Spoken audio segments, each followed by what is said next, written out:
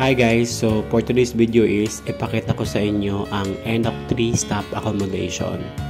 So ito yung bagong accommodation ni Enoch. So medyo may kalayuan siya galing sa aming accommodation. So ayan yung buong building ng accommodation. Tapos tawid tayo. Makita mo yung guard nandiyan sa nandiyan sila sa yan, pagdating mo na sa guard house, yung nasa paligid niya is yung parking area agad yung nasa bungad.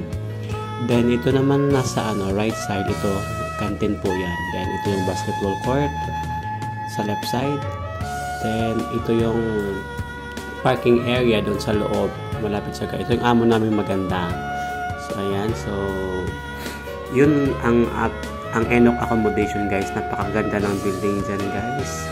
At malalaki din yung room sa balita ko. Di naman kami nakapasok kasi training lang kami dyan. So, thank you for watching and see you in my next vlog. Bye bye. Don't forget to like, comment, share.